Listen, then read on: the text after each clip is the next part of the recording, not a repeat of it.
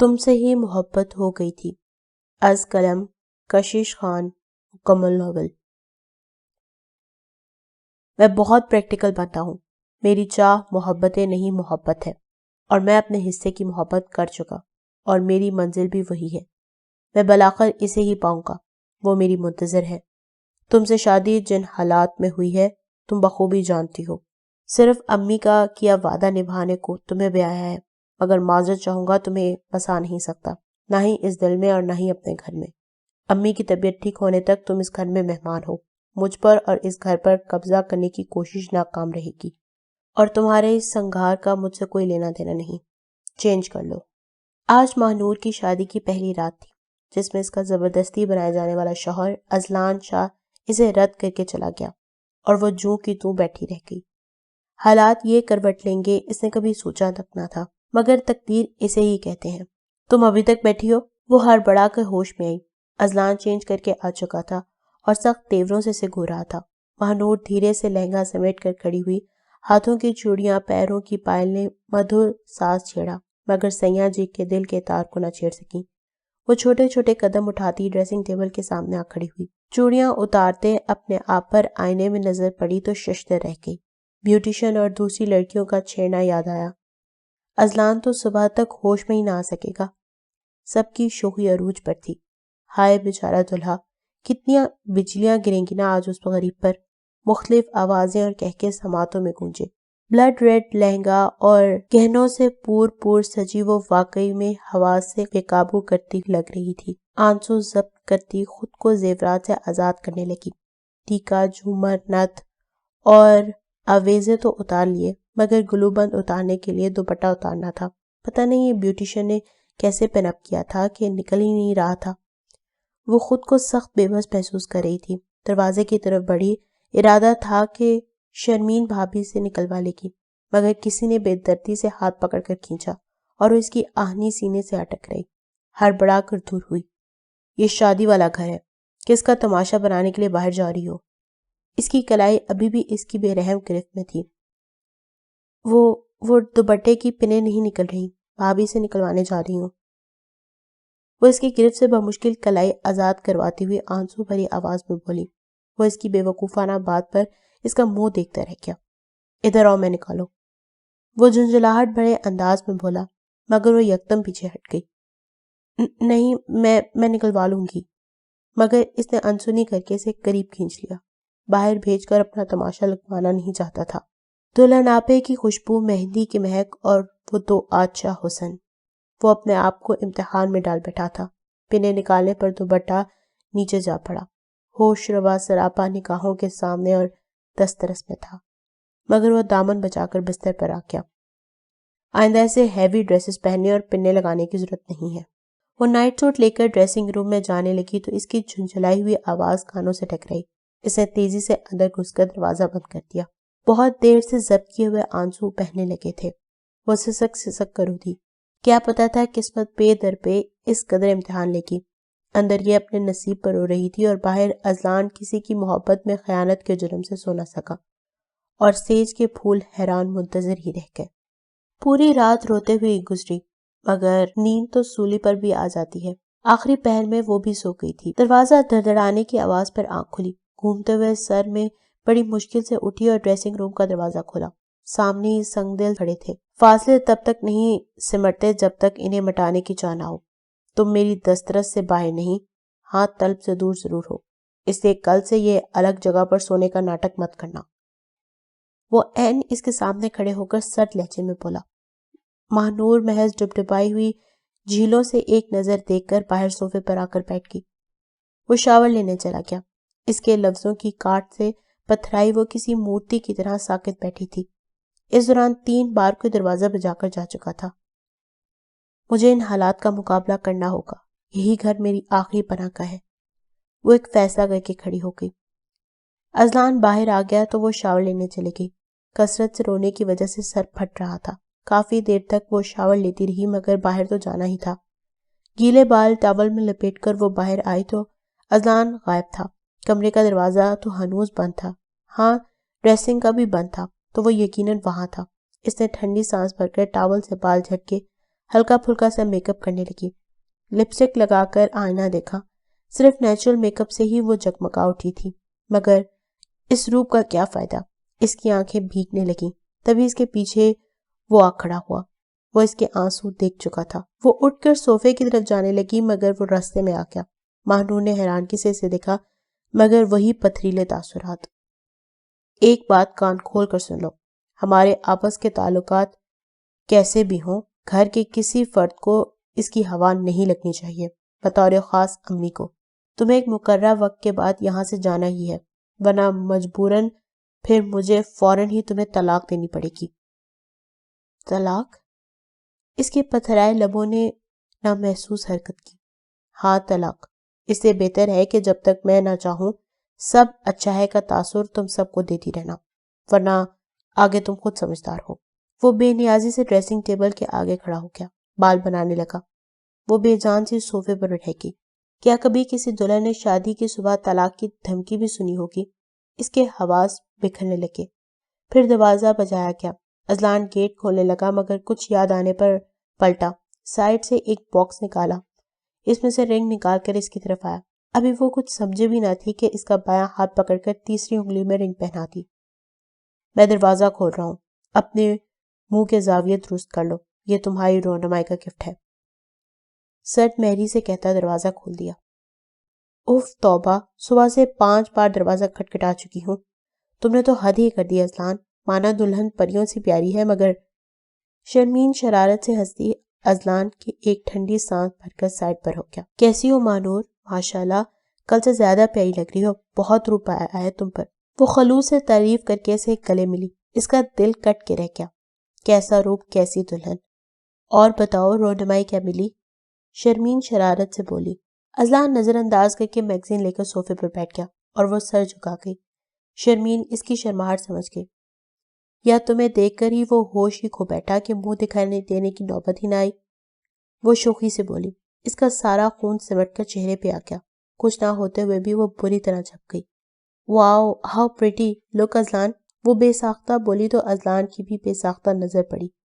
گلال چہرہ لیے نظریں جھکائے وہ رعنائی کا پیکر، مگر یہاں تو نگاہوں میں تصویر ہی دوسری تھی۔ بھابھی یہ، اس سے پہلے کہ شرمین کی تفتیشیں اور سنگین ہوتی اس نے ہاتھ آگے کر دیا۔ ڈائمنڈ کی خوبصورت انگوٹھی جگمگا رہی تھی۔ شرمین نے دل کھول کر تعریف کی۔ شرمین کو مستقل اس کی تعریفیں کرتا سن کر وہ گلس کر رہ گیا۔ بالکل ملے گا، اماں تم لوگوں کا انتظار کری ہیں، چلو۔ وہ مسکراتی ہوئی کھڑی ہوئی اور مانور کو کھڑا کیا۔ اذلان ان دونوں سے پہلے ہی لمبے لمبے ڈگ بھرتا چلا گیا۔ وہ دھیرے سے سلام کر کے اماں سے پیار لے کر اذلان کے برابر والی کرسی پر بیٹھی۔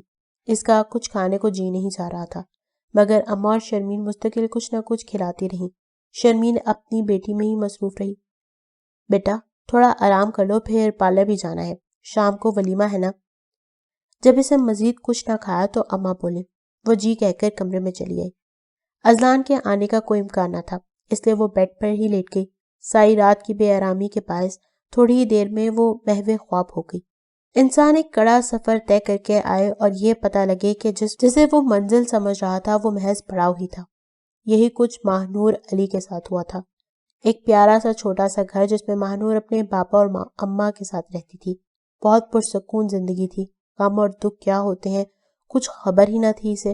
پھر آسمان تو تب گرا جب 2 سال پہلے انٹر کا آخری پیپر دے کر آئی تو گھر میں نت نئے چہرے بھرے ہوئے تھے اور پر وحشت سما۔ آگے آنے پر پتہ لگا کہ اس کے ابا جان اسے چھوڑ کر خال کی حقیقی سزا ملے ہیں۔ اماں اس کے لیے ڈھال بن گئی مگر اپنے آپ اندر کھلتی رہیں۔ اس نے گریجویشن کر لیا اور اماں کمزور ہوتی گئی۔ پھر فالج کا ایک اٹیک ہوا تو بستر پہ پڑ گئی۔ اماں کو اس کی بہت فکر تھی کیونکہ ددیال سارا انڈیا میں تھا۔ ننیال کی طرف سے ایک خالہ اور ماموں ہی تھے، وہ بھی کراچی میں۔ اماں نے خط بھجوایا خالہ کو۔ خالہ 3 دن بعد ہی فیصلہ آباد آ گئی۔ بہن کی حالت بھانجی کی مسکینی دیکھ کر دل تڑپ گیا۔ اماں اور خالہ میں جانے کیا بات ہوئی کہ اگلے ہی دن خالہ کا بیٹا آ گیا اور خالہ نے اس کا نکاح کروا دیا۔ وہ بہت روئی مگر اماں کی حالت اور واستوں سے مجبور ہونا پڑا۔ امی بھی اس کی ذمہ داری سے بری ہو کر اس رات ایسا سوئی کہ پھر نہ اٹھی۔ اس کی حالت ناگفتہ تھی، کچھ ہوش نہ تھا۔ 3 دن بعد خالہ اسے اپنے ساتھ کراچی لے۔ شرمین بھابھی خالہ کی بڑی بہو بہت اچھے مزاج کی تھی، اس سے چند سال ہی بڑی ہوں گی، بڑی بہنوں کی طرح اس کا خیال رکھنے لگی۔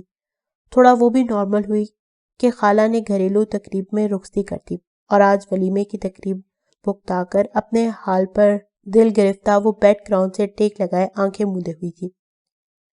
اذلان دوستوں سے فراغت حاصل کر کے بڑی مشکل سے کمرے میں پہنچا۔ دروازہ کھولتے ہی نظریں اس ابصرا پر ٹک گئی تھیں۔ مرجنڈا رنگ کا لہنگا اس پر بہت اٹھ رہا تھا، matching jewellery, heavy make up سے سجا ہوا چہرہ، آنکھیں موندے وہ حسین ترین لگ رہی تھی۔ یہ میری کوئی نہیں ہے۔ اذلان یکلخت حواسوں میں لوٹا، زور سے دروازہ بند کیا۔ وہ چونک کر سیدھی ہوئی۔ یہ ڈھونگ کس چیز کا ہے؟ جبکہ تمہاری حیثیت کیا ہے میں کل ہی بتا چکا ہوں۔ وہ لمبے لمبے ڈگ بھرتا اس کے سر تک پہنچا۔ مجھے قطعاً آپ کی نظر عنایت کا انتظار نہ تھا، ہاں مگر جب تک آپ نہ آتے تو کوئی بھی آ سکتا تھا۔ وہ قطعاً ڈرے جھجکے بغیر تو ٹوک لہجے میں بولی اور بیڈ سے اٹھ کر کھڑی ہوئی۔ اس کے اٹھتے ہی زیورات نے ساز بجایا تھا۔ اذلان کے ڈریسنگ روم میں جانے سے پہلے ہی وہ کپڑے لے کر چلی گئی تھی۔ وہ قدم روک کے رہ گیا۔ چند لمحوں بعد ہی وہ باہر تھی۔ بیبی پنک کلر کا کاٹن کا سلیپنگ سوٹ اس کی گلابی رنگت میں مدغم ہو رہا تھا۔ زیورات غائب تھے۔ وہ بھنا گیا اس کا کانفیڈنس دیکھ کر، تیزی سے چینج کرنے چلا گیا۔ وہ آرام سے بیڈ پر لیٹ کر سر تک کمبل اوڑھ گئی تھی۔ وہ باہر آیا تو اسے بیڈ پر لیٹا دیکھ کر حیران ہوا، منہ بناتا ہوا دوسری طرف لیٹ گیا۔ ایک ہی بستر کے کنارے دو نفوس بالکل اجنبی بنے ہوئے لیٹے تھے، حالانکہ سب سے گہرا تعلق ان کا ہی تھا۔ رات کو کسی ہلچل سے اذلان کی آنکھ کھلی۔ پہلے تو سمجھ ہی نہیں آیا کیا ہوا ہے، مگر اپنے سے بالکل نزدیک ایک نازک وجود پایا جس کے اوپر اس کا ہاتھ رکھا ہوا تھا۔ وہ ہراساں سراپا اس کی دسترس میں تھا اور اس کے حصار سے نکلنے کی جدوجہد میں تھا۔ وہ یکٹک اسے دیکھے گیا۔ ایک ہی کمبل تھا جو ماہنور اوڑھ کر سو گئی تھی۔ اذلان تب تو یوں ہی لیٹ گیا، مگر رات کو کسی پہر سردی کے مارے اس نے نیند میں ہی کمبل اوڑھ لیا اور نیند میں ہی ماہنور کے اوپر اپنا ہاتھ رکھ دیا، جس سے ماہنور کی آنکھ کھل گئی تھی۔ اپنے بالکل ساتھ اذلان کو پا کر اس کی حالت غیر ہونے لگی۔ اس نے بہت کوشش کی اس کی گرفت سے نکلنے کی، مگر نکل نہ پائی۔ اسی ہلچل میں اذلان کی آنکھ کھل گئی۔ اب وہ یکٹک ماہنور کو دیکھے جا رہا تھا۔ اس پر وہ اور ہراساں ہو گئی۔ چھوڑیے مجھے، وہ دبے دبے لہجے میں چیخی۔ اگر یہ میری زندگی میں نہ آتی تو اس وقت یہ رات ایسی نہ ہوتی۔ ہبا میرے ساتھ ہوتی، میرے پاس۔ سارا قصور اس آفت کی پرکالہ کا ہے۔ وہ وحشتوں میں گھر گیا۔ ارے کیسے مرد ہیں آپ؟ کوئی ایک زبان نہیں ہے آپ کی؟ کل تو فرما رہے تھے کہ آپ کسی اور سے محبت کرتے ہیں۔ یہ کیسی محبت ہے کہ ایک عورت کو پاس پا کر اپنی محبت کو بھول رہے ہیں؟ مجھے ایسے دھوکے باز مردوں سے نفرت ہے، کسی ایک سے وفادار نہیں ہوتے۔ ایسے مرد تو نہ مرد ہیں جنہیں اپنے نفس پر ہی قابو نہیں۔ وہ اس کی سخت ہوتی گرفت سے گھبرا کر شدید غصے میں آ گئی اور بے تکان بولتی چلی گئی۔ اوہ شٹ اپ! وہ غصے سے دھاڑا۔ اس کے الفاظ تازیانے بن کر اس پر لگے تھے۔ کبھی کسی مرد سے واسطہ پڑا ہے تمہارا جو نامرد ہونے کے تانے دے رہی ہو؟ وہ غرا کے بولا، پھر وحشت زدہ انداز میں اس کے بال کھینچے۔ وہ درد کے مارے چیخ پڑی۔ چپ، بالکل خاموش، ایک آواز نہ نکلے تمہاری۔ اس کے انداز میں دیوان کی درائی تھی۔ یہ تانا تو تمہیں سہنا ہی پڑے گا ماہنور بیگم، ورنہ ارادہ تو تمہارے بالکل قریب ہی نہ آنے کا تھا۔ وہ اس کی کمر میں بازو حمائل کر کے اسے اپنے بالکل قریب کر گیا۔ پلیز، وہ کپ کپاتے ہونٹوں سے بمشکل بولی، بہت زور لگایا اس کی گرفت سے نکلنے کے لیے۔ کوئی پلیز نہیں، اب بھگ دو۔ وہ اپنے حواس کھو چکا تھا۔ وہ بہت تڑپی مگر اس کی سسکیاں، اس کے آنسو اسے سکون دے رہے تھے۔ بالآخر اس کی مزاحمت دم توڑ ہی گئی۔ اذلان کی صبح آنکھ بیل پر کھلی تھی۔ موبائل اٹھایا، ہیبا کالنگ، اسکرین پر چمک رہا تھا۔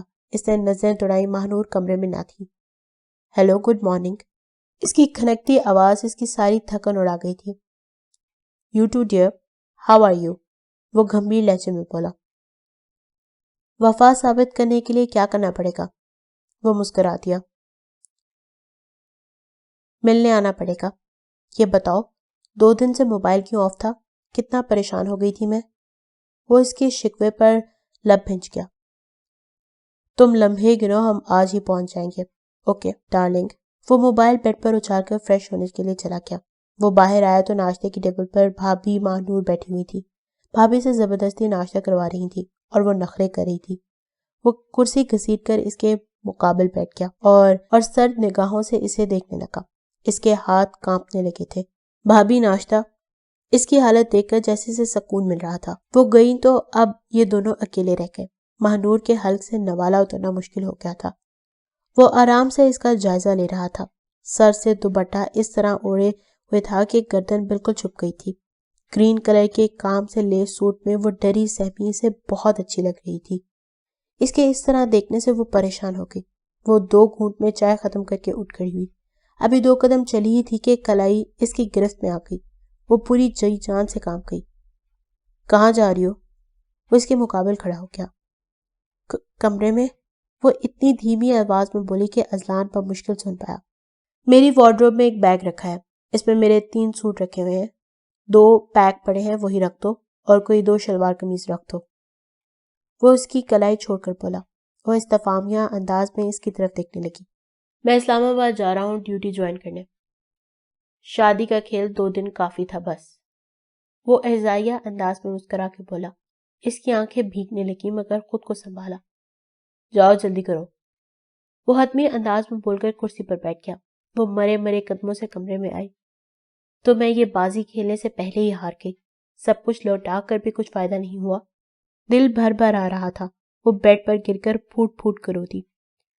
اذلان ناشتہ کر کے امی سے اجازت لے کر کمرے میں بیگ لینے آیا تو وہ ہنوز بیڈ پہ گری رونے میں مصروف تھی. کس نے ظلم کے پہاڑ توڑ ڈالے ہیں آپ پر؟ وہ اس کے برابر بیٹھ کر اسے سیدھا کر کے بولا. ہاتھ مت لگائیں مجھے. وہ اچھل کر دور ہٹی. اسی میں دوپٹہ بیڈ پر گر پڑا. اس کی مری مری گردن پر لال لال نشان اس کی گزشتہ شب کی وحشتوں کو واضح کر رہے تھے. Excuse me.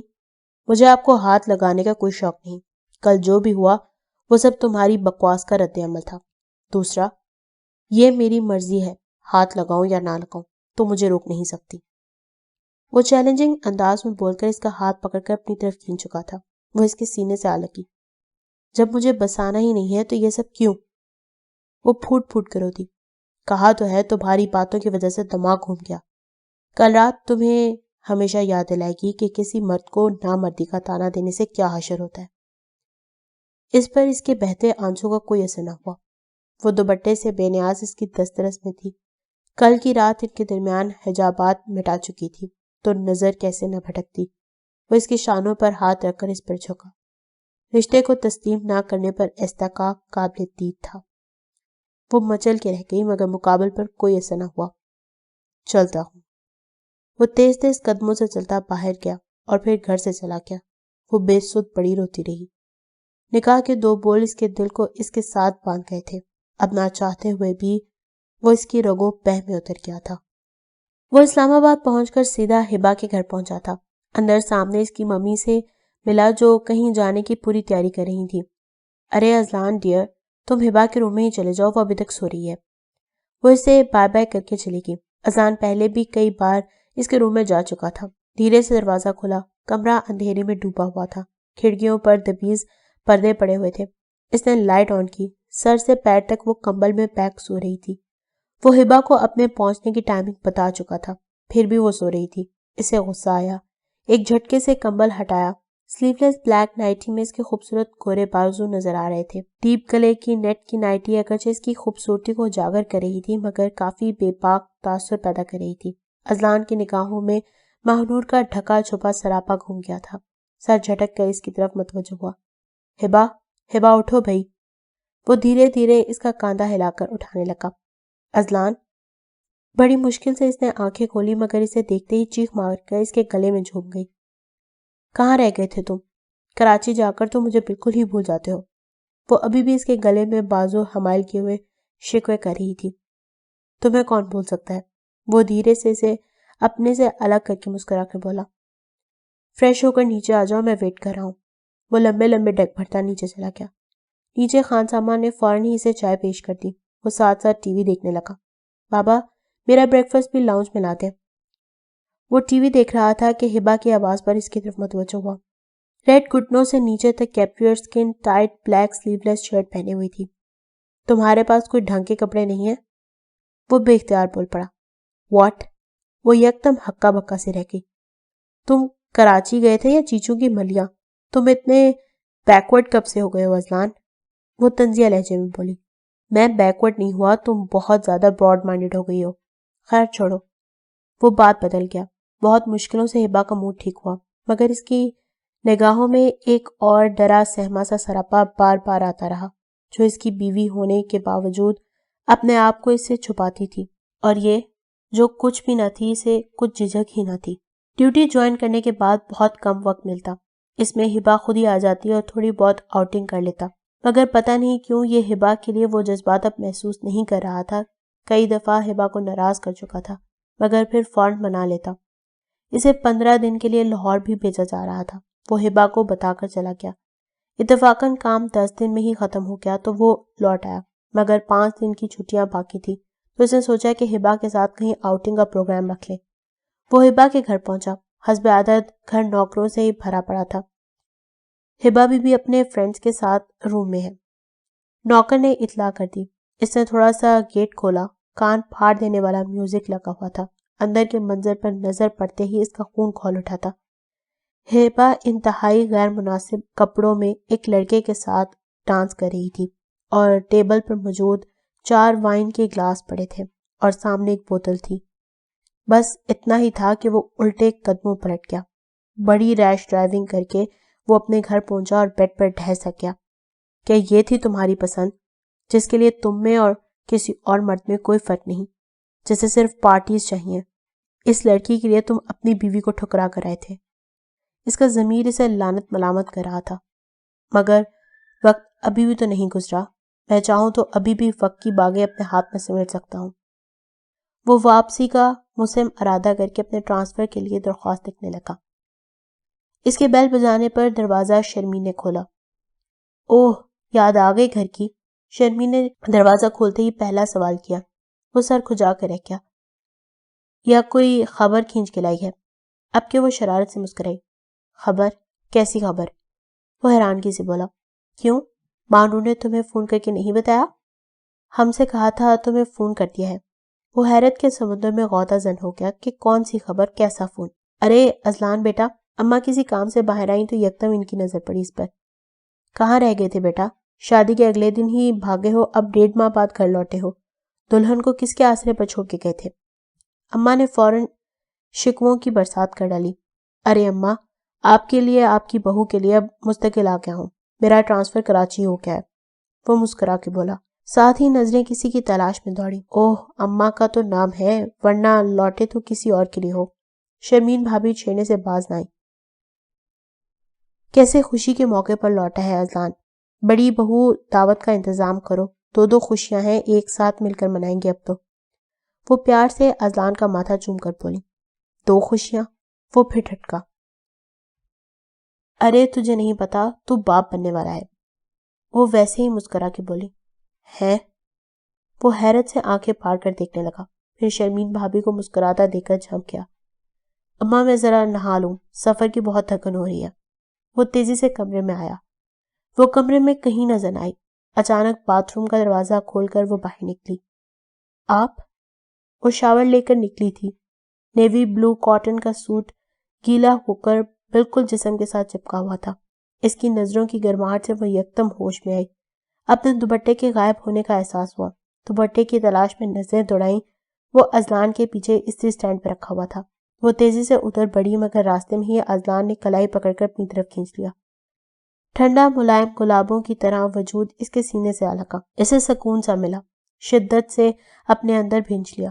وہ بری طرح مچل اٹھی تھی. تیزی سے اس کی گرفت سے نکلی. بس اب ایک بھی بار آپ مجھے نہیں چھوئیں گے. آپ نے مجھے کیا کھلونا سمجھ رکھا ہے؟ وہ یکدم زور سے چیخی تھی. آنکھوں میں یکدم ہی آنسو بھر آئے. وہ دھیرے دھیرے اس کی طرف بڑھنے لگا. وہ قدم با قدم پیچھے ہٹتی گئی، مگر دیوار کے آ جانے کی وجہ سے پیچھے ہٹنا ناممکن رہا. وہ اس کے دونوں طرف دیوار پر ہاتھ ٹکا کر اسے محصور کر گیا. دھیرے سے اس کی پیشانی پر لب رکھے وہ کوئی جائے فرار نہ پا کر اس کے سینے میں منہ چھپا کر سسک پڑی. I am sorry, I really am sorry. میں اپنے پچھلے ہر رویے اور ہر بد سلوکی پر نادم ہوں. مجھے احساس ہو گیا ہے کہ والدین کی پسند ہماری پسند سے ہر لحاظ اچھی ہوتی. میں تمہیں قبول تو پہلے ہی کر چکا تھا، ہاں، مگر بیوی ہونے کا پورا مان نہیں دیا. اب تو مجھے کبھی بھی میرے وعدے سے ہٹتا نہیں پاؤ گی. معاف کر دو پلیز، ایک بار. وہ اسے تھوڑا سا دور ہو کر اس کے آگے ہاتھ باندھ گیا تھا. وہ تڑپ کر آگے آئی اور اس کے ہاتھ الگ کر کے ان پر سر ٹکا کے رو دی. کیوں مجھے گناہ گار کرتے ہیں؟ آپ لوٹ آئے ہیں، اس سے بڑھ کر میرے لیے کیا ہو سکتا ہے؟ اس سے بازو پھیلائے وہ بھاگ کر اس کے سینے میں سما گئی. شرمین بھابی کسی خبر کا ذکر کر رہی تھی. وہ دھیرے دھیرے اس کی نرماہٹ اپنے اندر جذب کر رہا تھا. کون سی خبر؟ اس کا چہرہ یکدم گلال ہوا تھا، نظریں سجدہ ریز ہو گئی تھی. وہ ہنس پڑا. سنا ہے اماں کو دادی بولنے والا کوئی آ رہا ہے یا آ رہی ہے؟ وہ دھیرے سے اس کی آنکھیں چوم کر بولا. پلیز. وہ دونوں ہاتھوں میں منہ چھپا گئی. وہ اس کی حیا پر سرشار ہو گیا تھا. یہی شرم و حیا تو اس کی چاہتی. کچھ تو کہو کیا ہے محبت، کچھ تو کہو تم بھی کیا ہے چاہت. میں تیری نظروں کی گہرائی میں ڈوب جاؤں، تجھے اتنا چاہوں کہ بس تو ہی تو ہو جاؤں. وہ دھیرے دھیرے اپنے پیار کا امرت اس کے کانوں میں ٹپکا رہا تھا. وہ اس کی دست و نظر کی شرارتوں سے کہیں فرار نہ پا کر اس کے سینے میں منہ چھپا گئی تھی.